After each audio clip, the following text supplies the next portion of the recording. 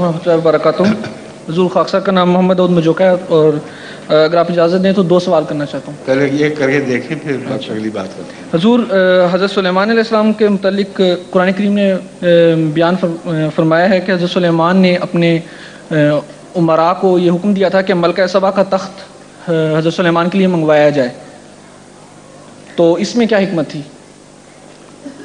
حضرت سلیمان نے یہ نہیں فرمایا تھا جو آپ سمجھے ہیں، کیونکہ قرآن کریم کی اگلی آیات صاف بتا رہی ہیں کہ ملکہ سبا کا تخت اس کے پاس ہی رہا ہے۔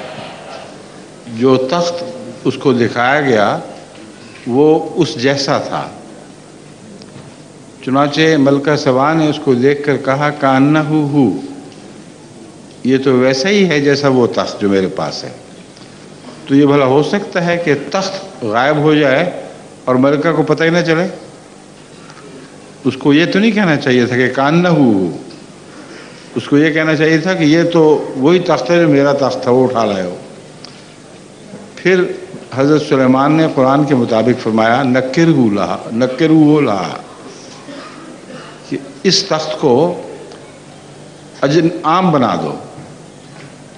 مراد یہ تھی کہ ملکہ سبا کو یہ تکبر تھا کہ صنعت و حرفت میں اور بادشاہی میں ہم بہت اونچے ہیں اور کوئی ہمارا مقابلہ نہیں کر سکتا۔ وہ تخت اس کی عظمت کا نشان تھا۔ نکرو کا مطلب ہے نکرہ بنا دو، جس کا مطلب ہے کہ ایک تخت ویسا بناؤ اور اتنا عام ہو کہ وہ سمجھے، اس کو پتہ چلے یہ تخت بنانا تو کوئی خاص شان کی بات نہیں ہے۔ سمجھ گئے؟ تو ساری آیات کو اگر اکٹھا پڑھیں تو یہ مطلب نکلتا ہے اس کا۔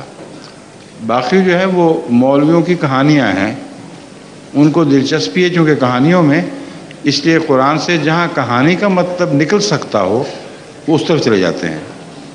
ٹھیک ہے؟ دوسرا سوال۔